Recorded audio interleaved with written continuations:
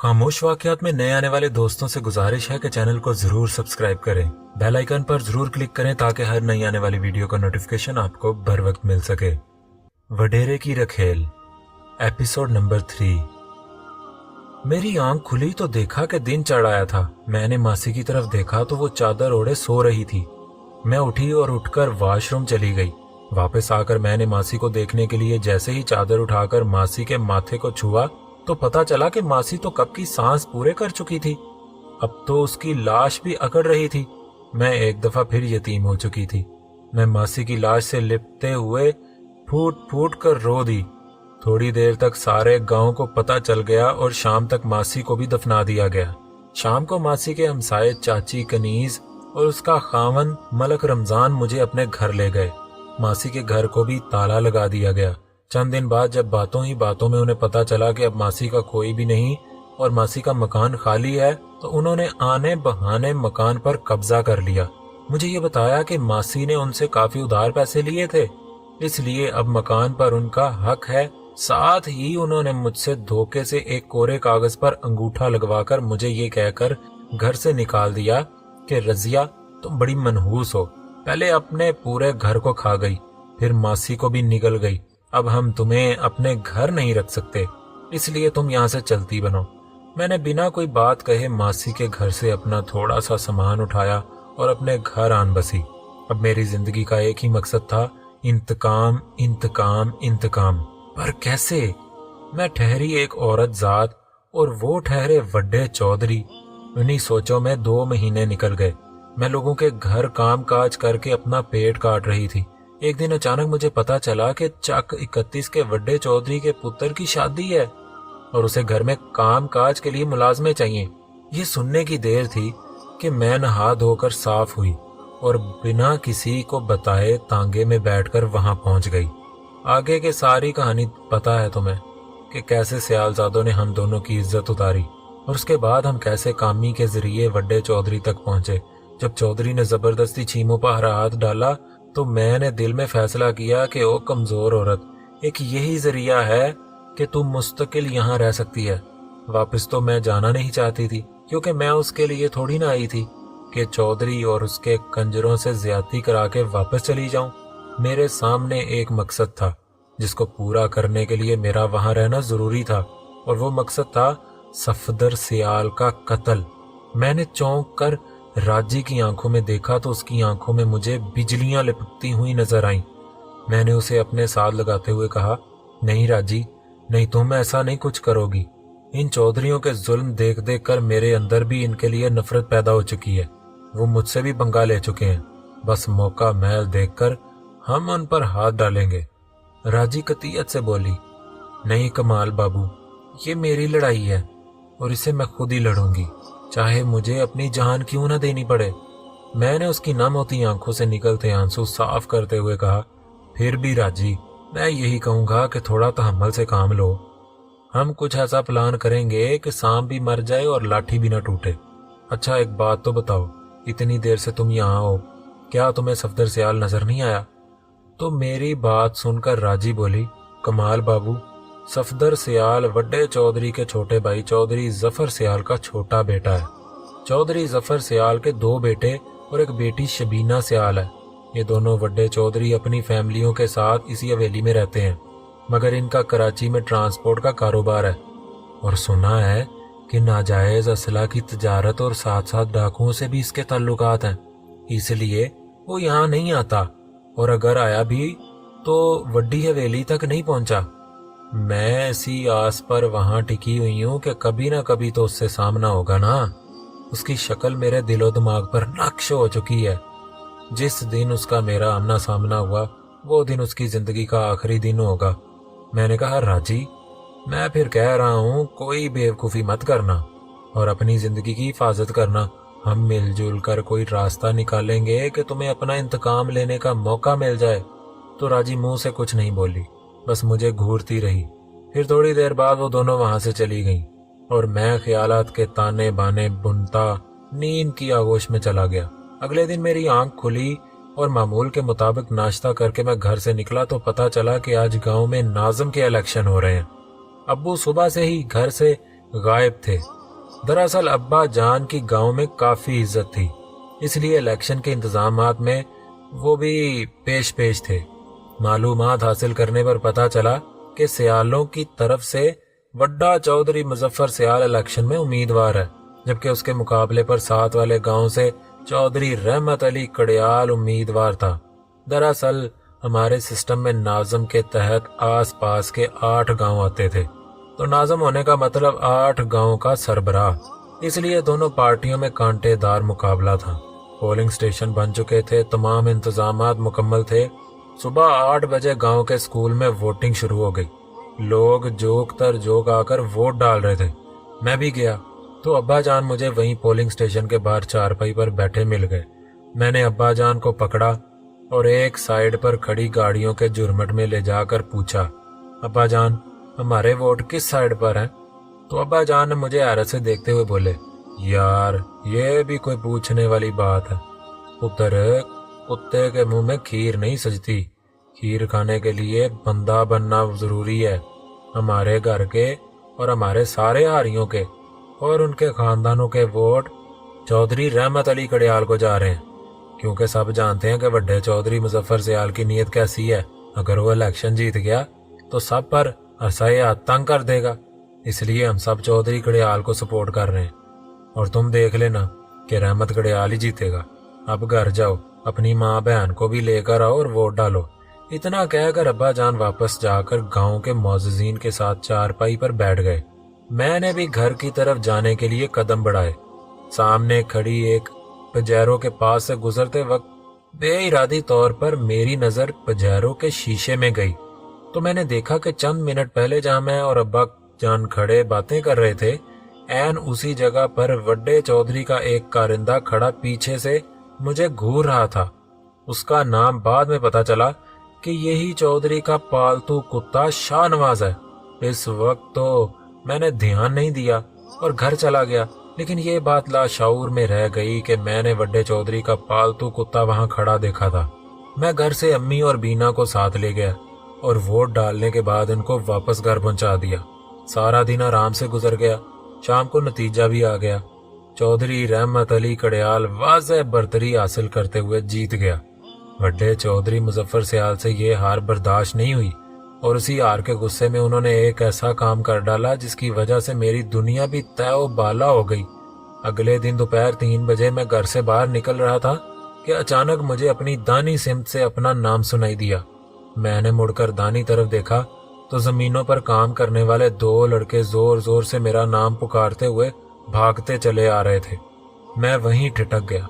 करीब आते ही फूली सांसों के साथ उन्होंने कुछ कहने की कोशिश की, पर उनकी सांसें बुरी तरह से फूली हुई थी कि ना वो सही तरह से कुछ बोल पा रहे थे और ना ही मैं उनकी बोली समझ पा रहा था। चंद लम्हों बाद उनमें से एक सांस रोककर बोला, बहू कमाल, खेतों पर चाचा जमाल, सियाल लड़ाई।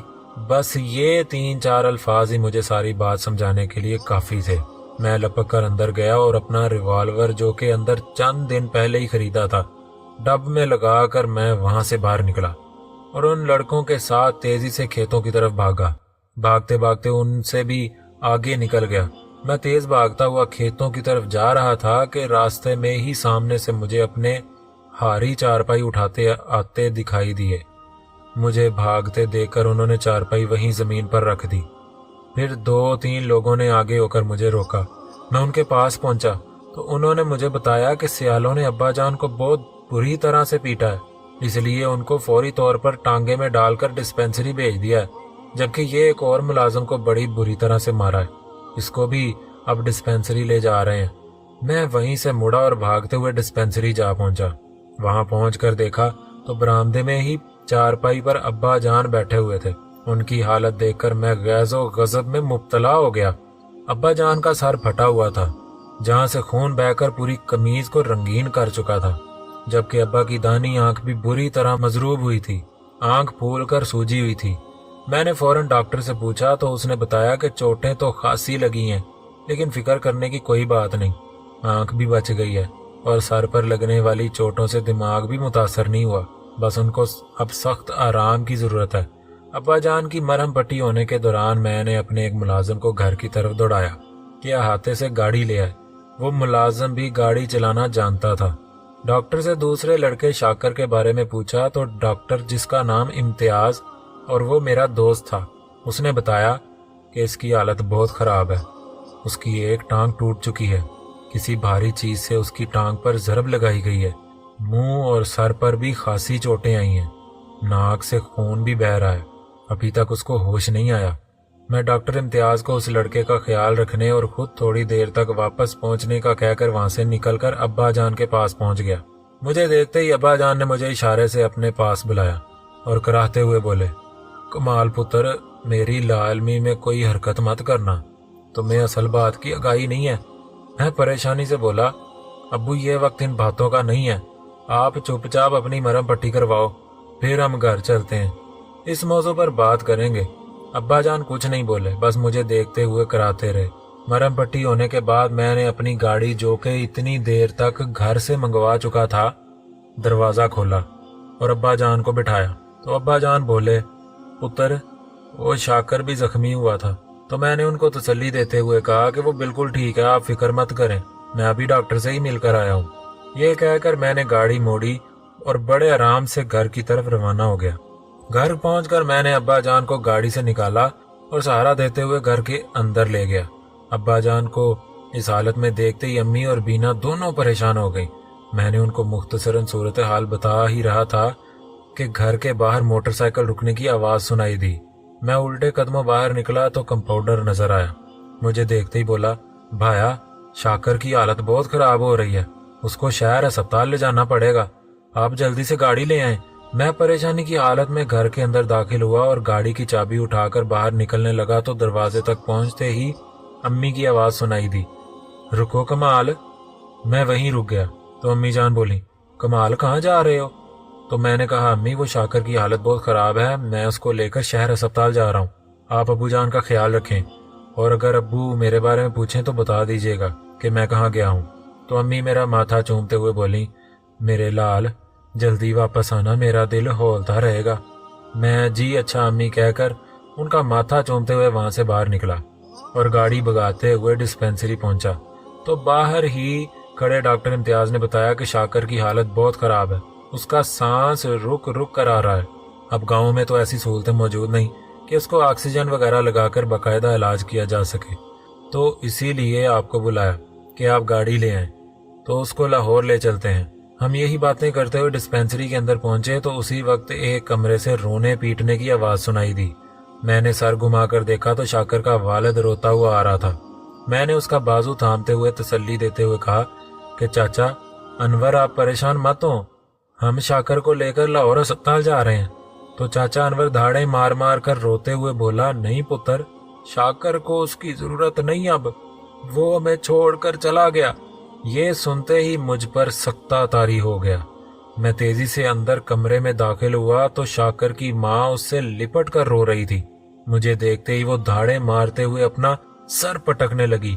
मैंने तेजी से उनको थामते हुए सब्र की तलकीन की और खुद नजरें घुमाकर शाकर की तरफ देखा तो उसकी आंखें बंद हो चुकी थीं और नाक से निकला हुआ खून भी जम चुका था। सर पर लगने वाली चोटों ने शाकर को जानबर नहीं होने दिया। मैं वहीं उनके साथ रहा और शाकर की लाश को लेकर उसके घर तक पहुंचाकर खुद वहां से निकला और अपने घर पहुंच गया। मेरी जमीनों और अहाते पर कुल मिलाकर 14 लोग काम करते थे। चूंकि हम अपने सब मुलाजमीन के दुख सुख में उनके साथ खड़े होते थे तो इस वक्त हमारे दुख की घड़ी में सारे मुलाजमीन घर पहुंचे हुए थे। इस वक्त शाम के 7 बज चुके थे। मैं सब लोगों से मिला। वो लोग अब्बा जान का हाल चाल पूछने आए थे। थोड़ी देर बाद वो चले गए। उनके जाने के बाद हमारा एक हारी नौशाद, जो कि मेरी ही उम्र का था लेकिन मुझसे और अब्बा जान से बहुत प्यार करता था, वो भी आ गया। मैं उसे अंदर अपने कमरे में ले आया और बिठाकर पूछा कि वहाँ क्या बात हुई, कैसे हुई। नौशाद ने बताना शुरू किया, भाया, हम लोग खेतों में काम कर रहे थे।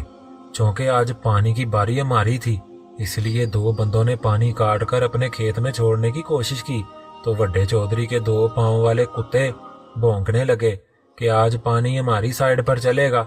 शाकर उन्हें बताने के लिए आगे गया कि आज शेड्यूल के मुताबिक हमारी बारी है। तो उन्होंने शाकर को बुरी तरह से मारना पीटना शुरू कर दिया। हम लोगों ने बीच बचाव करवाने की कोशिश की, तभी पिछली तरफ से उनके 6 राइफल बरादर आदमी मौका पर पहुंच गए और उन्होंने हमें जदोकोप करना शुरू कर दिया। चचा जमाल ने आगे होकर उन्हें रोकने की कोशिश की तो वड्डे चौधरी के बेटे राजू सियाल ने चचा के पेट में एक ठोकर मारी और उन्हें गिराकर लाठी से मारने लगा। इस काम में उसका साथ चौधरी का खास कुत्ता शाहनवाज भी दे रहा था। मैंने खुद अपने कानों से सुना कि वो दोनों चचा को पीटते हुए गालियां देते हुए कह रहे थे, तेरे इतने पार निकला है कि तू हमारे मुखालफिन का साथ देगा। इतना कहकर नौशाद चुप हो गया, जबकि मेरी रगों में मेरा खून खौलने लगा था। मेरी मुट्ठियां खुद ही गुस्से से भींच गईं। मुझे खड़ा होते देखकर नौशाद बोला, भाया मैंने बड़ी कोशिश की कि चचा जान को बचा लूं, लेकिन वो मुझे उठा उठा कर दूर पटक देते थे। काफी मार पीट करने के बाद जब उन्होंने देखा कि चाचा और शाकर दोनों की हालत खराब हो चुकी है तो वो गालियां देते हुए चले गए। मैं बहुत शर्मिंदा हूं भाया। मैंने उसके कंधों पर हाथ रखते हुए कहा, नौशाद तुम्हें मालूम है कि मैं इस वक्त कहाँ से आ रहा हूँ? फिर मैंने अपने दोनों हाथ आगे किए और बोला कि मैं अपने इन हाथों से शाकर की लाश को, अब्बा जान का हाल भी तुम देख चुके हो, और कितना बर्दाश्त करेंगे इन कंजरों को। आज इन कंजरों को जिंदा नहीं छोड़ूंगा। फिर मैंने नौशाद को मुख्तसरन ये भी बताया कि किस तरह वो लोग लोगों की लड़कियों को खराब कर रहे हैं। नौशाद जवाब देते हुए बोला, हमारे लोग भी सब कुछ जानते हैं, लेकिन कहाँ कोई किसी पराई आग में कूदता है। वैसे भी आज तक अपने गांव में उन्होंने ऐसी कोई हरकत नहीं की। पास पड़ोस के गांव में ही उनकी सरगर्मियां सुनने में आई हैं, वो भी सिर्फ सुना है, आंखों से कभी नहीं देखा, इसलिए आज तक सब चुप रहे। मैंने भी छीमों का जिक्र करना मुनासिब न समझा। लेकिन भाया अब शाकर मर गया, उसका क्या कसूर था? वो तो सिर्फ बात करने गया था और मेरे बाप जैसे चचा का ये हाल किया है। फिर वो अपनी गर्दन नफी में हिलाते हुए बोला, नहीं नहीं, कम अज कम मैं तो ये सब बर्दाश्त नहीं कर सकता। भाया अब तुम बदला लो ना लो, कम अज कम मैं तो पीछे हटने वाला नहीं। इन सियालों को कुत्ते की मौत मारूंगा। नौशाद को इतने जोश में देखकर मेरी आंखों में आंसू आ गए और मैं उसे गले लगाते हुए बोला, नौशाद मेरे भाई, तुम कुछ नहीं करोगे, जो भी करना होगा मैं करूंगा। बस जहां मुझे तुम्हारी जरूरत पड़ी मैं पुकार लूंगा। फिलहाल तुम मेरे साथ चलो, और कोई हथियार है तुम्हारे पास? नौशाद ने उल्टा मुझसे पूछ लिया, भाया असला का क्या करोगे? तुम्हारे पास क्या है? मैंने अपनी डब से रिवाल्वर निकाल कर उसे दिखाया तो उसकी आंखों में चमक आ गई और वो बोला, बस ठीक है भाया, मेरे पास भी पिस्तौल है, मैं भी वो ले आता हूँ। तो मैंने कहा, नौशाद तुम खेतों में अपने डेरे पर पहुंचो, मैं बस थोड़ी देर बाद वहां मिलता हूँ। ख्याल से जाना, किसी को कानों कान भी पता न लगना चाहिए कि क्या हो रहा है और किस किस्म की खीर पक रही है। नौशाद ने मेरी तरफ देखते हुए सर हिलाया और उठकर बाहर की तरफ चल पड़ा। न जाने मुझे क्यों महसूस हुआ कि नौशाद की आंखों में एक अजीब सी चमक थी। नौशाद के जाने के बाद मैं अपने कमरे से निकला और अम्मी के कमरे में चला गया। अब्बू का बिस्तर भी अंदर कमरे में ही लगाया गया था ताकि उनका ख्याल रखा जा सके। अब्बू दवाई के जेरे असर सो रहे थे। बीना और अम्मी बैठे बातें कर रहे थे। मुझे देखकर अम्मी सवालिया लहजे में बोली, हाँ पुत्र, गांव वाले चले गए? तो मैंने सारे हिलाते हुए कहा कि जी अम्मी, वो सब लोग चले गए, अब आप लोग भी सो जाएं, मैं भी सोता हूँ। इतना कहकर मैंने झुकते हुए अब्बू का माथा चूमा और वहां से बाहर निकल आया। बाहर के दरवाजे की कुंडी अंदर से लगाकर मैं अपने कमरे में चला आया। मुझे सच में बिल्कुल भी अंदाजा नहीं था कि आज क्या कर जाऊंगा। बस इतना याद है कि बदला लेना है और सियालों को सबक सिखाना है। चंद मिनट सोचने के बाद मैं वहां से निकला और अपने प्लान के तहत मैं छीमों के घर की दीवार फलांग कर उनके सहन में उतर गया। छीमों के घर वाले अंदर कमरे में बैठे बातें कर रहे थे। मैं दबे पांव चलता हुआ सीधा बाहर के दरवाजे के पास पहुंचा। दरवाजा खुला हुआ था। मैं चुपके से गली में निकल आया। बाहर निकलकर मैंने इधर उधर देखा। मबादन कोई मुझे ऐसे चोरों की तरह निकलते देख ले तो क्या सोचेगा, लेकिन इतराफ में सन्नाटा था। मैं तेज तेज कदमों में चलता हुआ अपने डेरे पर पहुंच गया। मैं डेरे पर पहुंचा तो नौशाद मुझे कमरे के बाहर चारपाई बिछाए बैठा सिगरेट पीते हुए मिल गया। मुझे देखकर वो उठ खड़ा हुआ मैंने उसके शाने पर वजन डालते हुए उसे अपने साथ ही चारपाई पर बिठाया और उसी से लेकर एक सिगरेट सुलगाकर सोचने लगा कि अब मुझे क्या करना चाहिए। मैं वहां पहुंच तो जाऊंगा, लेकिन अंदर कैसे घुसूंगा। चंद मिनट में वहां बैठा सोचता रहा। फिर मैंने कंधे उचकाते हुए कहा, जो होगा देखा जाएगा, और साथ ही उठ खड़ा हुआ। मेरे साथ ही नुशाद भी उठ गया। हम दोनों खेतों के बीचों बीच होते हुए वड्डे चौधरी की हवेली की तरफ चल दिए। चलते वक्त नुशाद ने चारपाई से 2 चादरें उठाई जो कि वो साथ लाया था। एक चादर मुझे देने के बाद दूसरी चादर उसने अपने शानों पर डाल ली। मैंने पूछा, नुशाद ये किस लिए? तो वो बोला, भाया ये काम आएंगी। मैंने उसका मतलब समझते हुए अपने कदम बढ़ा दिए। एक अजीब तरह की वारफ्तगी मेरी रहनुमा थी। हमारा रुख वड्डे चौधरी की हवेली की तरफ ही था। जहन में वाज़ेह तसव्वुर नहीं था कि मुझे वहां जाकर क्या करना है। बस एक ही सोच मेरे दिमाग में चिंगारियां भरती जा रही थी कि उन्होंने मेरे बाप की ये हालत की है। अब बगैर मुज़ाहमत इन फिरौनों के सामने हथियार नहीं डालने। इन कंजरों को इनकी औकात याद दिलानी है कि शरीफ आदमी से बड़ा बदमाश कोई नहीं होता। मैं ये भी जानता था कि अभी तक मैं बेगुनाह था। एक दफा हथियार उठा लेने के बाद मैं जुर्म की राह पर चल पड़ूंगा, लेकिन उससे पहले कुछ तो तड़प फड़क लेना चाहिए। अगर मेरे बाप को कुछ हो गया तो ये तसव्वुर ही मेरे लिए जानलेवा था। मैं अपने ख्यालों में गुम था जब दूर से हवेली की मदम रोशनियां नजर आने लगी। मैं और मुहतात हो गया। कमाद और मकई के खेतों से होता हुआ मैं वसी और अरीज इमारत के पिछवाड़े की जानब निकल गया। सामने से हवेली के बेरहम और संगलाख 4 दीवारी नजर आने लगी।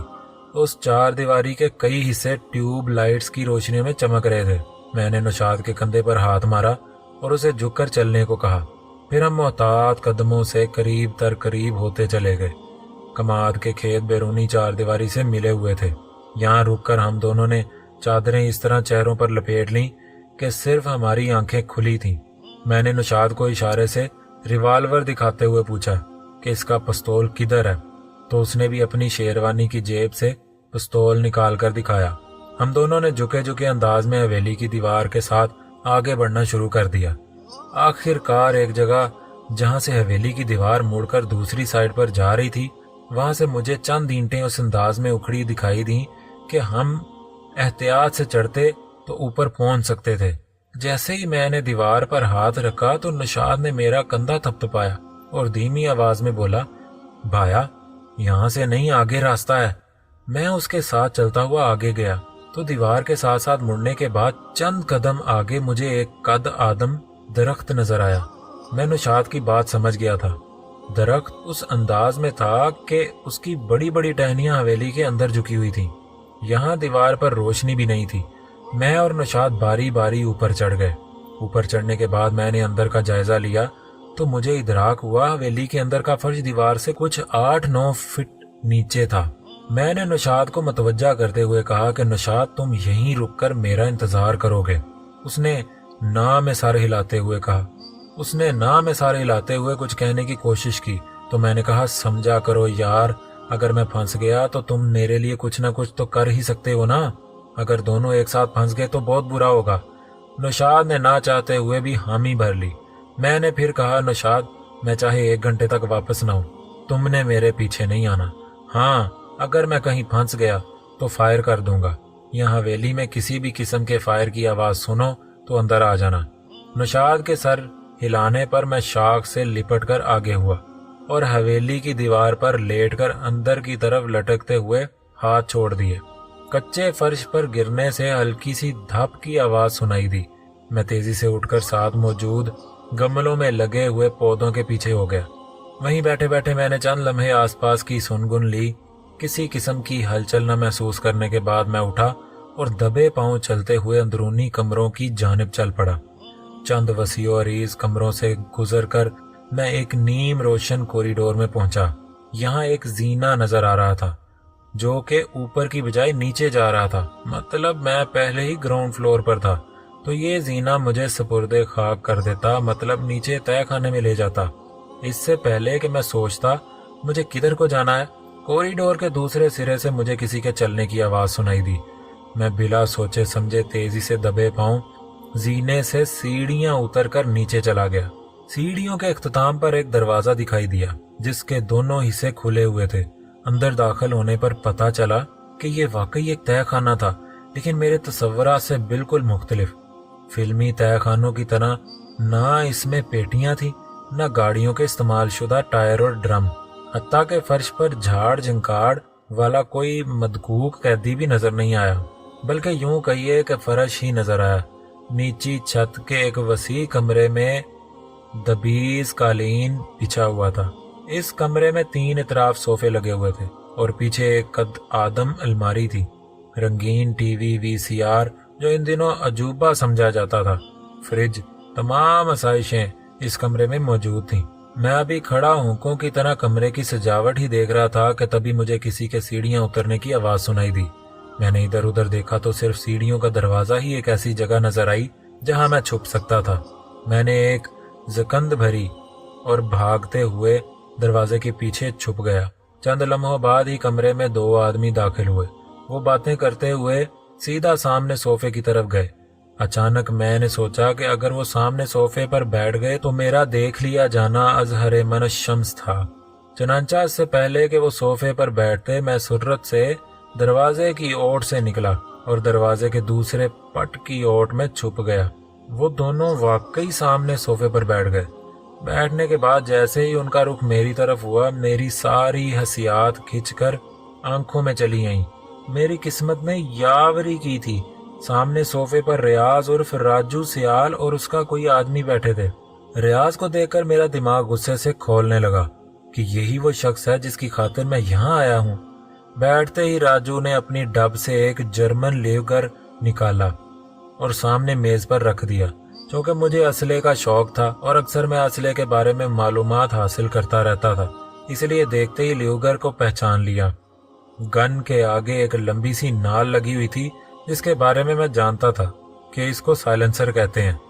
میں جو ان پر جھپٹنے کو پرتول رہا تھا، راجو کے ہاتھ کی رسائی میں گن دیکھ کر وہیں رک گیا۔ وہ مجھ سے تقریباً 10 میٹر کی دوری پر صوفے پر بیٹھے تھے۔ اگر میں وہاں سے بھاگ کر بھی ان کی طرف جانے کی کوشش کرتا تو ناممکن سی بات تھی، کیونکہ جیسے ہی میں دروازے کی اوٹ سے باہر نکلتا، میرا دیکھ لیا جانا یقینی تھا اور لیوگر راجو کی رسائی میں تھا۔ ریوالور میرے پاس بھی تھا، لیکن وہ میں نے انتہائی ایمرجنسی کے لیے رکھا ہوا تھا۔ میں یہاں گولی نہیں چلانا چاہتا تھا، کیونکہ جیسے ہی گولی چلتی ساری حویلی کو پتہ چل جاتا، اس لیے میں وہیں دبکا ان کی باتیں سننے لگا۔ راجو نے جیب سے ایک چھوٹی سی چرمی تھیلی نکالی اور اسے کھول کر احتیاط سے میز پر الٹ دیا۔ میری آنکھیں ایک دم چندیا گئیں۔ تھیلی میں سے قمیض کے بٹن برابر شیشے کی طرح چمکتے ہوئے ہیرے باہر نکلے۔ میں فلموں میں پہلے ہی ہیرے دیکھ چکا تھا، لیکن آج پہلی مرتبہ اپنی آنکھوں کے سامنے ہیرے دیکھ رہا تھا۔ راجو نے ہیرے باہر نکالے اور اٹھا کر غور سے انہیں دیکھنے لگا۔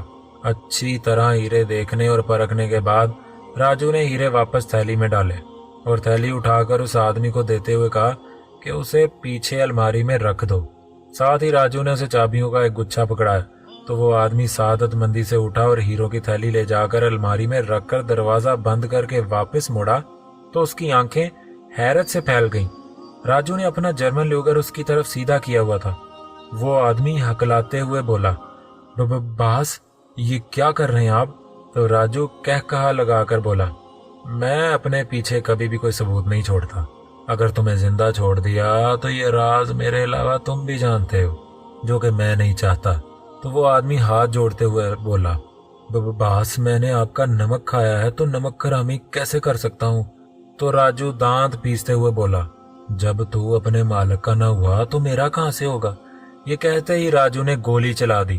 سائلنسر ہونے کی وجہ سے ہلکی سی ٹھک کی آواز کے ساتھ گولی نکلی، جو کہ سیدھا اس کی داہنی آنکھ سے تھوڑا اوپر کھوپڑی میں لگی اور اس کی کھوپڑی پرزوں میں تقسیم ہو گئی۔ وہ آدمی گرنے سے پہلے ہی مر چکا تھا۔ میرے لیے یہی موقع تھا۔ راجو نے اس کو مارنے کے بعد لیوگر صوفے پر پھینکا اور آگے ہو کر الماری کو تالا لگانے لگا۔ میرے لیے یہ لمحہ انتہائی اہمیت کا حامل تھا۔ میں دروازے کی اوٹ سے باہر نکلا اور دبیز قالین پر دبے قدموں تیزی سے راجو کی طرف بڑھا۔